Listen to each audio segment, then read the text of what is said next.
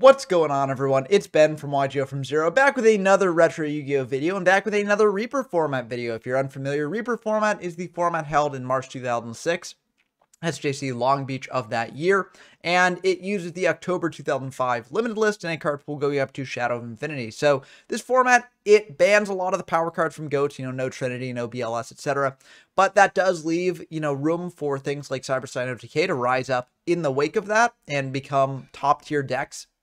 Now, the format is kind of defined by the Stein OTK decks, but they're definitely not tier 0, and there are a ton of other fun strategies you can play in the format as well. One of those strategies is Strike Ninja, and Strike Ninja is a really, really cool monster, and so it's cool to see people building a shell around it. Strike Ninja is a level 4 Dark Monster Warrior, 1700 attack, 1200 defense, sets a quick effect. You can banish 2 Dark Monsters from your graveyard, banish this face-up card till the end phase. You can only use the effect Strike Ninja 1 per turn. The idea behind this is that you can use Strike Ninja to dodge the effects of things like Saccharine to Armor, smashing ground, etc. And, banish dark monsters as well, and then use something like Return for the Different Dimension to bring back those monsters after you've used the effect a couple times. This deck is really, really cool. It's sort of like the Warrior deck mixed with the Bazoo Return deck, so I really like that sort of style of play. And this particular build of the deck was played by Grunt in a Reaper format tournament, and it actually managed to top that tournament. So very, very cool stuff, and a very, very competent deck. So let's go through the card by card real quick. We got Break with the Magical Warrior, double Cyber Dragon here to get more aggressive. We've got triple DD Assailant to act as, removal and also banish more cards for us for returns. We've got a DD Warrior Lady here. We've got double Decoy to the Battle Chain Locomotive to draw deeper into our deck and also provide us from more darks. We got an Exiled Force here to pop our opponent's stuff. We've got double Kaiku to provide more darks for us. We got triple Mystic Tomato to provide more darks for us. We got a new Doria in the deck to also be a dark removal target off of Tomato. We got a Sangan to search out a variety of things from our deck. We got a Reaper as well to wall up a bit and provide another dark. And lastly, we got the 2 Strike Ninja here. You don't necessarily need to be playing 3 of this because you've got double Reinforce the Army to search out any of the warriors from your deck. You've also got Confiscation and Dark Hole, 2 of the big power cards in this format.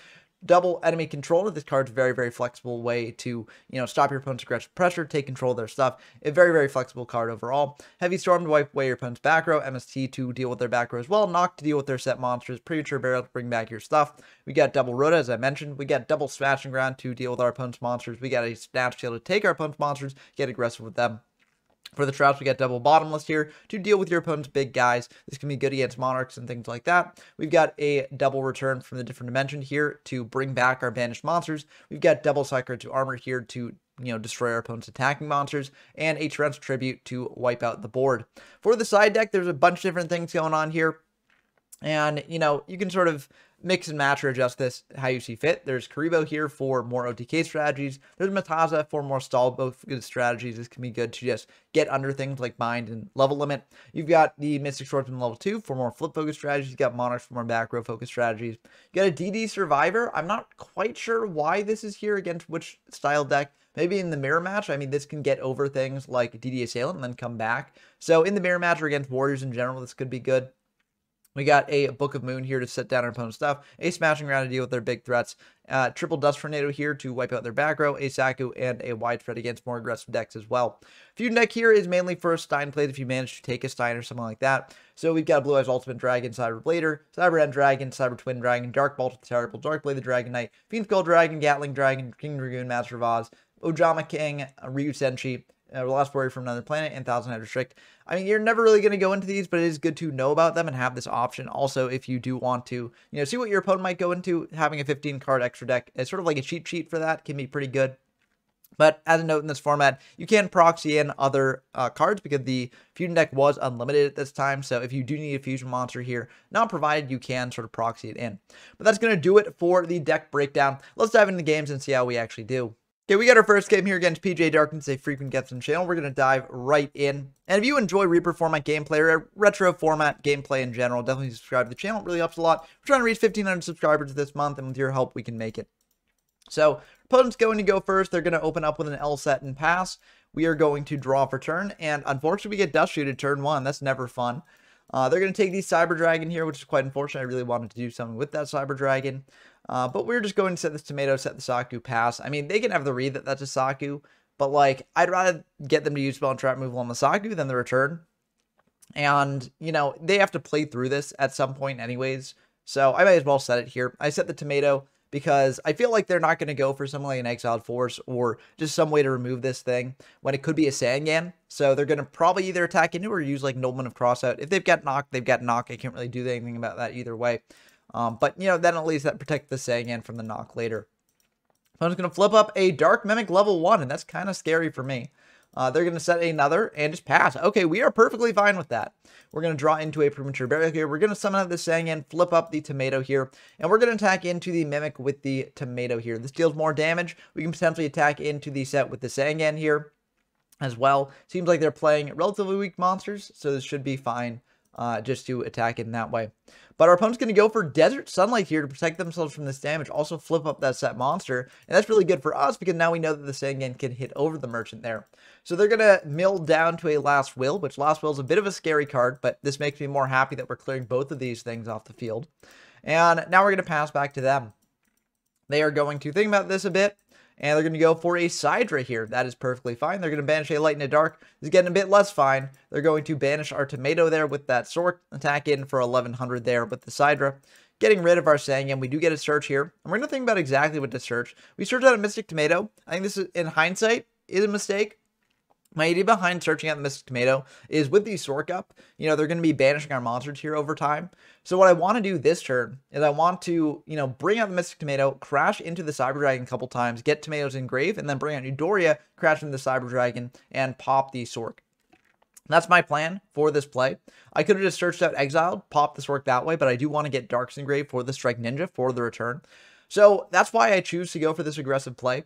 But given I've got the pre-mat in hand and I can just clear the board by bringing out Exiled and then pre-matting it back, I think maybe that would have been the better play here overall. But as is, we made this play and we got to live with it. Opponent's going to set one. We draw into the Eudoria. We're only playing one Eudoria, so we don't have another target left in deck. But this was 1 in 33 chance of happening. Unfortunately, it did happen. And that's going to be rough for us because now we can't do the play that we originally intended. We can still bring out the Eudoria, crash into the Cyber Dragon here, and pop that Sork because the Sork is definitely the biggest threat here, I think, for me. Now we're going to set this return pass back to them. Worst case scenario, if they go for a heavy or something, we can defensively return back the Tomato and sort of wall off their attacks for a turn. But as is, since they're not doing that, we're just going to Saku the Sidra, let the Sangan go through, and they're going to pass back to us. We draw DD Assailant here, which is pretty good. We're going to bring out this Strike Ninja, attack in to the Sangan there, deal 700. They will get a search off that. They're going to search out at Tsukuyomi. That's perfectly fine. Doesn't really deal with our Strike Ninja here. And they're going to bring out the Suk, set down the Strike Ninja. I could potentially use its effect to dodge that, but I don't really think I need to here because Suk can't get over it. If they've got knock, they're using up knock on the Strike Ninja instead of like a Tomato or something. And I can always go for a return play to bring back that Ninja if I really want to. So I just let that go through. They do indeed knock it, get in for 1100, but I think this is still fine. They draw us down to 3900, not 1400. And we draw into an Econ, so that's really good defense here. We attack in with a DD Assailant, dropping them down by 1700 down to 5600. And we set the enemy control. You might say, well, this plays a bit too much into Heavy Storm. But the way I figure it is, if they've got Heavy Storm, like, they're not going to use it on the one backer unless they've got a play. If they do have a play here to wipe out my life points, then it doesn't really matter if I set Econ or not. I just need to have this as a defensive option in case they don't have that. So I choose just to set the Econ here, playing into heavy, but I think it's ultimately fine. They do indeed have the heavy there. We could have potentially chained return to bring back the Strike Ninja and the Tomato, but if they've got like a Dark Hole in hand, I don't want to play into that because their life points are halved. It's much easier to kill us there. So I'll just, you know, let that go through, not pay half. And hope they don't have anything here. So they're just going to set one pass back to us. We draw into a Dekoichi, which is pretty good. I could potentially, you know, just set the Dekoichi, attack into the set or something, pass. But I think it's fine just going for the Tomato here. I could also bring back a monster with pre-match, just get even more aggressive here. Try and get them down below the 5,000 life point threshold. I think this is ultimately fine. I'm going to attack them with the Tomato, and they will pop the DD Assailant with that Knight Assailant. And Knight Assailant is a limited card, so I'm not really sure if I should have played around it more. I think this was an ultimately fine play. I set the pre-mat as a bluff, you know, in case they do have Stein, which they have been checking their extra deck quite frequently. So in case they do have Stein, I don't want them to just be like, okay, I can just bring out Stein here and pop off, you know. So I set the pre-mat as a bluff there. They're going to set 2, pass back to me. And we draw into a Sidra, which isn't the best here right now. But it's just kind of rough. If I had gone for Exile earlier, then I could have also potentially had pre-mat online for this instead. So yeah, it's just more regret about searching out the Tomato instead of the Exile. But we're going to attack into that set. It is the Suk, and they will indeed choose to do the Tomato. And we will set this to Koichi there. The Suk goes back to hand. we've walled up a little bit in case they've got a Stein push. We've also got this Dekoichi to draw more as well, so we feel pretty good about this. We draw into a smashing, which is pretty good. We're going to flip this Dekoichi, draw into an assailant here as well. And ultimately, we're going to flip the tomato. You know, they're fine with that, so I feel like they probably don't have a TT, or if they do have a TT, they're holding it because, you know, we can't actually deal with Suk here. But we bring out the assailant, and that will be fine. It looks like no TT for us. They do have Oboku, though, so Oboku will enable them to draw a card here. Now, I know they've got the last will, so I do just want to go for a smashing here, get rid of that Mimic there, and then pass back to them. They're going to think about this, go for a bit of a Hail Mary play, going for the Stein here, paying 5,000 to bring out Gatling Dragon. This is a proxy in sort of card here. Generally, you want to include Gatling Dragon in your fusion deck because it does come up a lot of the time. Like, it's one of the top fusion monsters that you're going into, but it seems like they didn't have it at the time. This should be 2,600 attack, not 2,800, but it might not really matter here overall. But they're going to flip those 3 coins, and they managed to flip 2 heads, which is, well, I mean, 3 heads would have been the worst case scenario for us, but we were really hoping for 1 head or less because, you know, Assailant and Tomato are both annoying for them to deal with. So, you know, we don't want them to pop both of those, but unfortunately, they will be able to pop both. They're going to go for a last will here, go for meta, tribute that Gatling Dragon, which is level 8, and go into a Cyber Twin Dragon here, which will be the end of the game because this will be 1,400 plus 2,800 plus 700. So if we had had the Tomato or the Assailant, they wouldn't have been able to do this line. But they did indeed get the coins that they needed. So we could have also gotten a bit more aggressive here earlier on, trying to get out, you know, more monsters with the pre-mat to get in, drop them below the 5,000 life point threshold. But it might not have really mattered there either way. But we're going to go into game 2 here. And this is going to be a pretty good opening hand. I don't really think we changed too much about the deck in siding. I don't think so, at least. I could be wrong about that. I really need to take better notes about my side decking process. I say that like every other video, but it is true. And, you know, I never really learn, but hopefully I'll be able to learn in the future. But they're just going to set 1 behind that Kaiku, pass back to us. And we're just going to go for an Assailant here, smashing the Kaiku, and now attack in for 17. We want to just get aggressive here, knowing that they're on the Stein stuff. And, you know, while we can use the smashing, we might as well use it. They're going to set 2, pass back to us.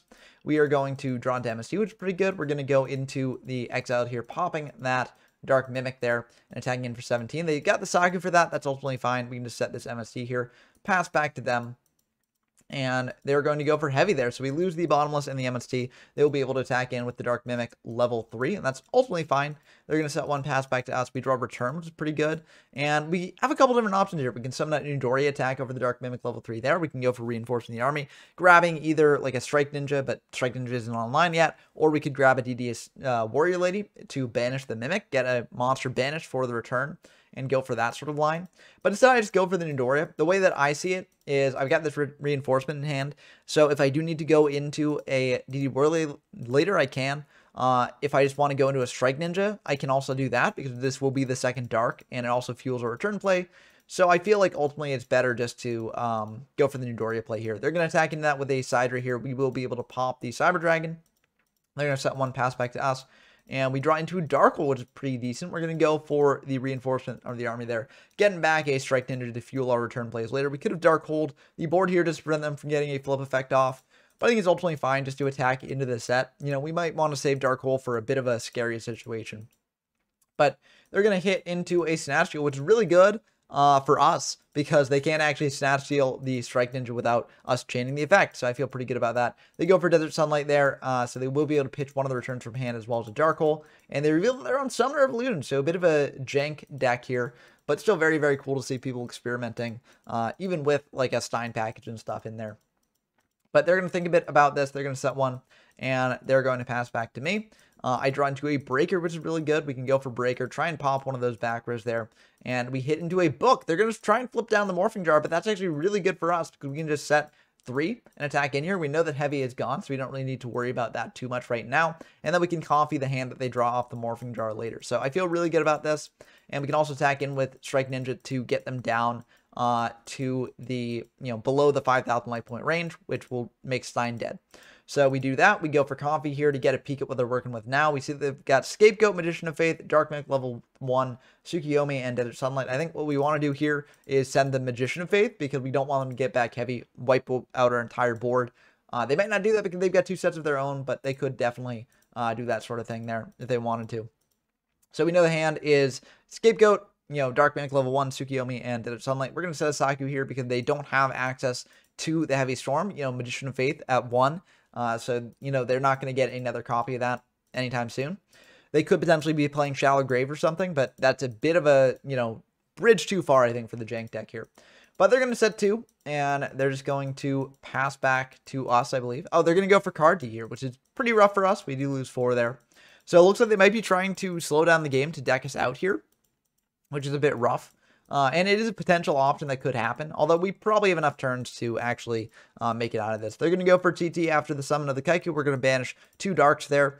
We could potentially go for a return play here, but we do know that they're on Muboku, and we don't want to just blindly have our life points. We set an enemy controller here just as another sort of form of defense here, and we pass back to them. They are going to think about this for quite a bit. They're going to set 1 pass back to us, and you might be wondering also why I haven't fired this Rhoda yet. I don't want to thin out my deck even more. That's the reason why I'm doing it, because, deck out is a potential win con for them at this point. So I also feel fine with the back row setup that I've got right now, so I don't really feel like I need to go any deeper. But we attack in for 3,200, drop them down to 1,200, which is pretty good. We can go for these scapegoats here, and I feel really good about those because, we've got Econ to switch 1 to attack next turn. So I think that this is ultimately a pretty good play. They're going to think about this, go for a Suk, flip down the Strike Ninja. We're just going to banish 2 to get that out of the way. But then they go for a meta here to bring out a Thousand Eyes Restrict, which is a bit unfortunate for us. We don't really have a super clean out to that right now. That Thousand Eyes will have 1,500 attack, and they're going to go to battle phase. If they attack in, we do have the Sakus to stop that. But I think they take a look at both of our deck sizes, and they're like, nah, we don't need to attack here. I think that is the right play on their part. So we draw into Assailant, which is pretty good. What we're going to do here is a bit of a tricky play overall. We're going to set the Dekoichi there, take control of the Thousand Eyes Restrict. They're going to think about that, but they ultimately will let that go through, and I feel very good about that. Now, what we could do here is we could attack in with Thousand Eyes, and then after attack declaration and battle step, we could use enemy control to switch that token to attack, but I don't want to do that, and the reason I don't want to do that is we do know that they're on Muboku, so if they do flip a Muboku there, it doesn't actually deal with the Thousand Eyes Restrict problem. So I want to deal with the Thousand Eyes Restrict problem instead of potentially, gambling it away into a battle trap. So I'm just going to Econ away, tribute that Thousand Eyes Restrict, take control of a token, and then just pass back to them.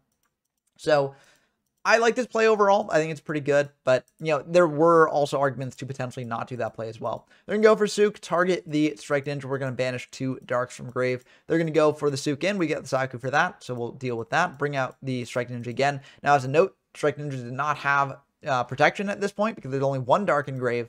But at this point, I feel like we've gotten enough value out of it to be fine with that. We draw into a Premat, which is pretty good. We're going to bring out this TD Assailant. No need to really go for the Premat now. And they do indeed have the Woboku, so I'm very glad that I didn't go for the Econ just switching battle position play there earlier. So they're going to go for Snatch on our Assailant. That's perfectly fine. They're going to attack into the Strike Ninja here. We're just going to Saku because we want a monster on our side of the field to just get even more aggressive here. We draw into a Sangam, which is really good. We're going to go for Premat here. Bring back the Exile to pop the set. And that will indeed go through. So we'll be able to deal with that. But they do have a Desert Sunlight for that, so they will be able to pop the Strike Ninja there. So we can still bring up Sangan, attack in over that token, pass back to them. And they're going to MST our return, which is really rough. We could have gone for a return last turn to try and, go for game, but I think this is ultimately fine. We draw into a DD Assailant. We're just going to attack into the set, and it is Cyberjar, so that is really unfortunate for us. But it looks like they whiff on all those, and we've still got plenty of monsters left in deck, so we can bring out those monsters and attack in for lethal damage here. So, unless they've got another back row, but it looks like that back row is just a dead Comfy there. So, that's going to do it for game 2. Very, very long grind game, but, this deck can grind out some other decks, The Strike Ninja is just setting up the banish pile over time, and also just being annoying to deal with can allow this deck to really grind out their opponent quite a bit. But our opponent's going to open with a set 2 pass, and we draw into a really good hand. I mean, we're just going to go for the Sangan here, try and attack in. They probably won't use anything on that, but they do use a Saku. Okay, we are perfectly fine with that. We search out Tomato here. It's a pretty, good utility card there that we can search out. We go for Coffee here as well. Get a peek at their hand. We see that they've got Desert Sunlight, Snatch Steal, Cyberstein, and TT. It's a bit awkward here, but I think we do want to just go for the Stein, because if they go for Stein next turn, we don't have any way to protect ourselves from that. So I just want to get rid of the Stein here. It does leave them with some very powerful cards. And also, it makes our Mystic Swordsman level 2 a lot worse if they've got Desert Sunlight, because they just activate Desert Sunlight on attack deck, and then they get the effect anyways. So, yeah, it's kind of rough for us here. But, you know, we can potentially use this later to bait things out. They're going to set 2 pass back to us. We draw into a Sakuretsu Armor here, which is pretty good. We're going to bring out the Sidra, and then we're going to summon out this Tomato. If they want to TT this, they can TT it, but it looks like they won't. So we feel perfectly fine with that. We're going to set 3 just to play around a Morphing Jar potentially. And they will get to draw off that Dark Mimic level 1. They've also got these Scapegoat tokens here, so they will be able to bring those out, and we'll start eating through those a little bit. So we eat through 1, and then main 2. We do just go for Rhoda here, just in case they do have a heavy that they want to drop on this board, which they very well might. And we're just going to grab ADD Assailant. So we pass back to them, and they're going to set 1, set another, pass back to us. And we draw into another DD Assailant. So we got a lot of aggressive options here. And also we can sort of use this to sort of conceal information. They don't know we've got the second Assailant. They might think this is the first one. So they go for TT here. And unfortunately, they got the Sangan. That's very, very rough that they have that Sangan there. Yeah, that's just disastrous for us. They get a Dark Mimic level 1 though, so not going for a Saku here, which is very good. Or not a Saku, but not going for a Stein here, which is very good for us. I mean, we do have the Saku to protect against Stein here, but, you know, it still would have been a little bit awkward. They set 1 pass back to us. We draw into a Koichi, which is pretty good. We're just going to bring out a DD Assailant here. We don't bring out the Mystic Swordsman level 2, because that attacks into the Dark Mimic level 1. They can flip Desert Sunlight, and then we actually won't be able to get over that. So we don't want to attack that into it. We're saving this for later. And they're going to draw 1 off that level 1, pass back to us. They bring out a Sidra off our DD Assailant there, and they're going to try attacking into the Assailant. We will Saku that. You know, there's a debate here to not doing that, because this will banish their monster anyways. We then get a monster for a turn. So, you know, there's an argument to not do that, but I think it's fine just keeping the aggressive pressure going, and that's what I want to do. So they're just going to set 1, pass back to us. We draw into a TT here, which is pretty good. We go for Mystic Swordsman level 2, and they go for Desert Sunlight now. I think, honestly, you want to wait for once I've declared an attack with Mystic Swordsman level 2 before going for Desert Sunlight, because there is a chance that I potentially just, you know, attack into the set with a DD Assailant and just use this for 900 chip damage. But they will go for it now, and they will be able to pop the level 2. Effectively, this doesn't really change much. I was going to attack him with level 2 either way here, because they've gone through 2 of their Dark Mimic level 1s, so I don't feel too bad about attacking into an unknown set. But, yeah. They're going to pop our Mystic Swordsman level 2. We attack over the Night Assailant. They go for another Sidra here. They're thinking about exactly what to do here. And they're going to go for a Snatch on our Assailant. And this is kind of rough. They're going to go for a meta on the Cyber Dragon, going for a Fiend Skull Dragon to stop things like, you know, Sakuretsu Armor and things like that. They could have probably gone for, well, they can't actually go for Senju here because that's level 6. So, yeah, I think this is fine. Dark Bolter might have also been good to go for, but then you risk running into like Saku or something off that. So I think it's ultimately fine. We gain 1,000 off that Snatch Deal there. We go for a pre-mat here to bring back the Cyber Dragon, which we'll be able to get over the Fiend Skull, which we will just do here.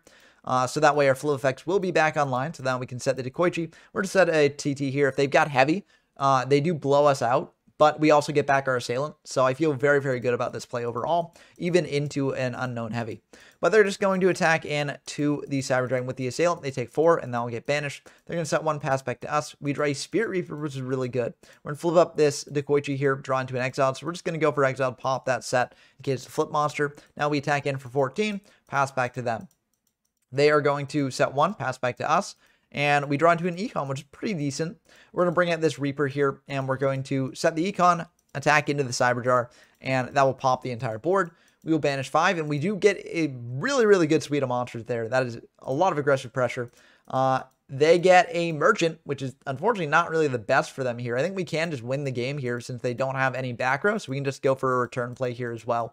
So, yeah, unless that last card in hand is Karibo, but even then, if it is Karibo, I think we still have game. Because what we can do is we can like Strike Ninja, banish 2 from Grave, and then get an additional Strike Ninja attack in there. So I think we do just win the game here, even through Karibo.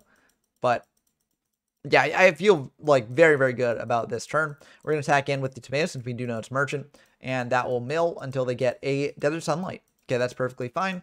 We'll attack in with the Strike Ninja, with the Kaiku there. And then, yeah, I mean, technically we should banish with Strike Ninja just to play around Karibo. We don't. We just flip the return, figuring this should be fine enough. And it will indeed be fine enough. It looks like they do not have the Karibo there, and that'll just be the end of the game. So very, very good showing for this deck, and it shows how it can really grind out a lot of games.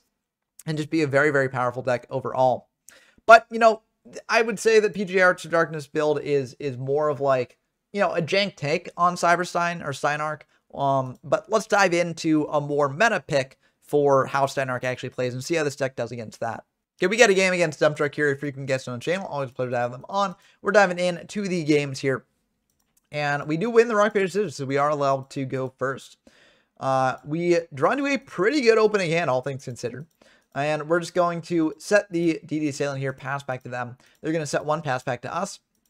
And I think because I am sort of like, I got flip monsters on my mind, I just go for the Exiled Force here to pop their set monster. I think I probably should have just gone for DD Warrior Lady, because if you're facing an unknown set in this format with no back row, you can have the read that's potentially a Treeborn Frog, and it is indeed a Treeborn Frog here. So I should have just summoned out the Warrior Lady, attacked in, banished.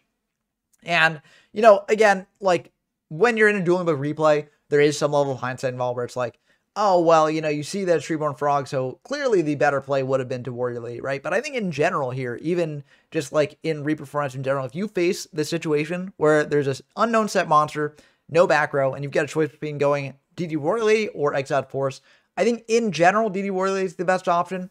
Hits over things like, you know, Tomato, Sangan, Treeborn Frog. And those are much more commonly played than powered flip monsters. So I should have just gone for the DD Warrior Lady there. But I got flip monsters on my brain, and unfortunately I go for the Exile instead. Get a bit punished by that. They bring back that Treeborn Frog there. And they're going to go for Econ on the Frog. Get back that Assailant there. Bring back the Treeborn yet again. And now they go for a Stein here. And this will just be the end of the game because it's 2,400 plus 5,600. So that'll be all she wrote. I mean, they had Brinkon here either way. So they would have been able to brink on the Assailant, gone for Stein, and won there anyways. So we would have been losing this game even if we had done the DD Warrior Lady play. But again, you know, you watch the replays to get better as a duelist at whatever format you're in.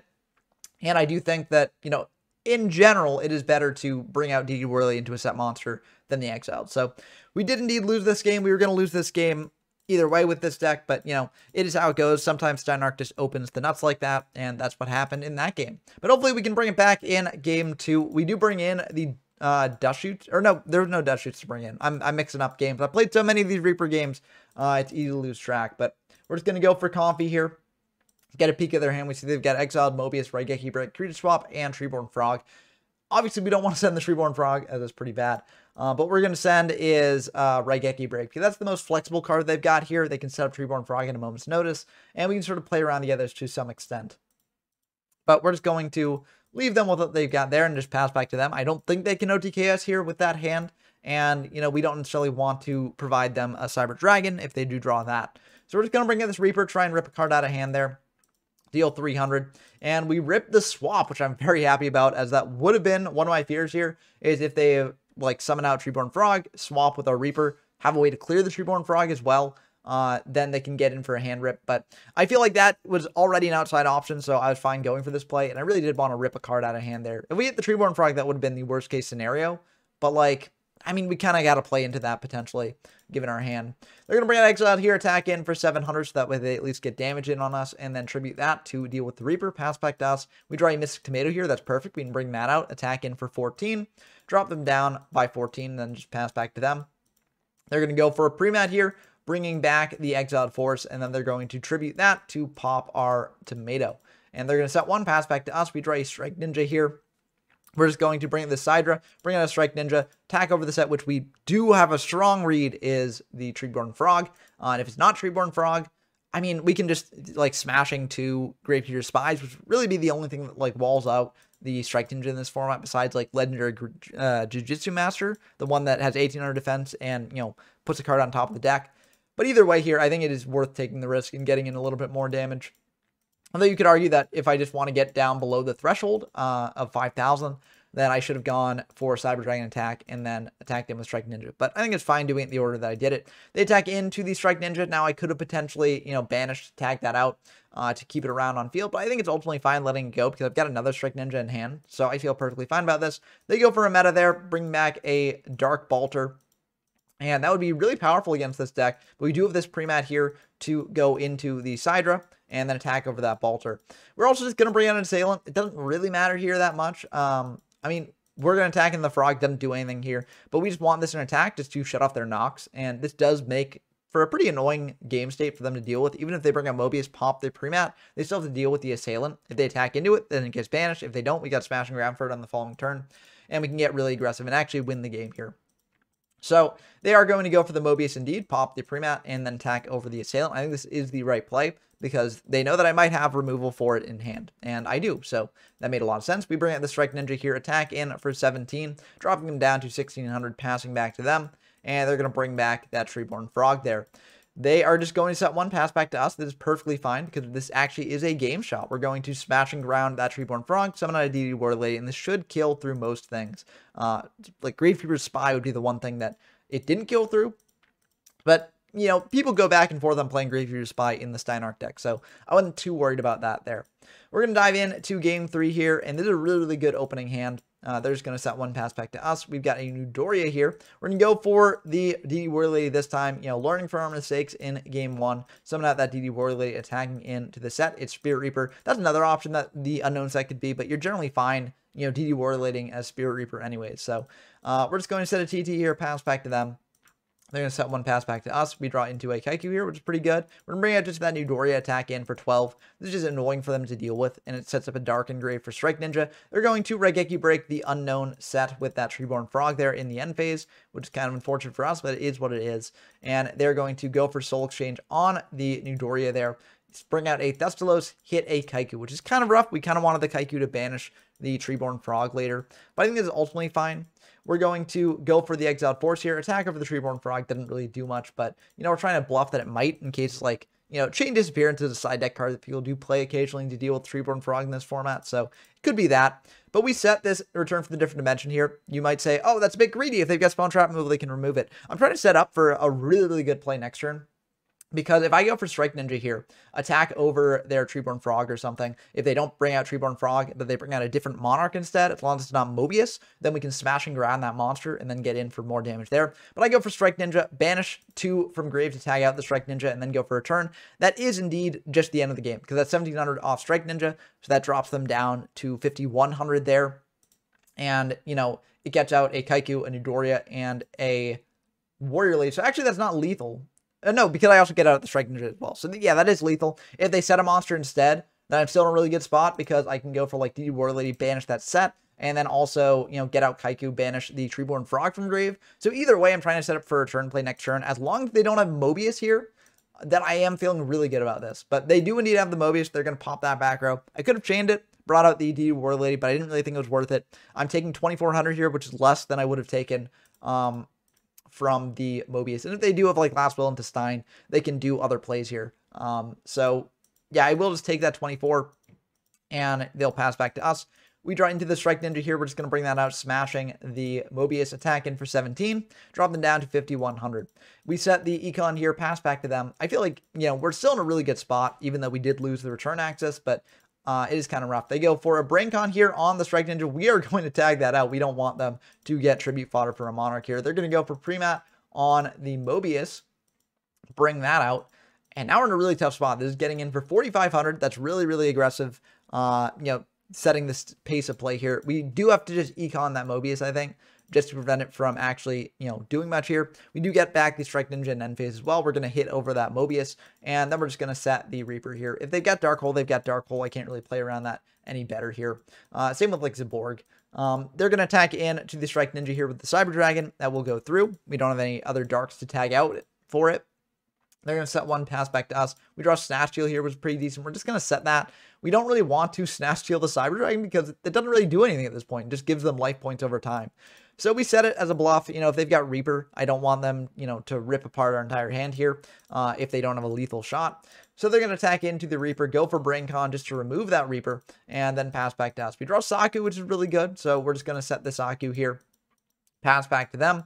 Again, no real need to use the Snatch Steal yet. We're going to go for the Saku here, pop that Cyber Dragon. We draw into a pre-mat, and we don't really have like the best pre-mat targets. We could pre-mat like Exiled, attack over the Treeborn Frog, and then Tribute Exiled to pop the set, but that doesn't really do anything on this board. So I'm just going to set the pre-mat for a better chance later.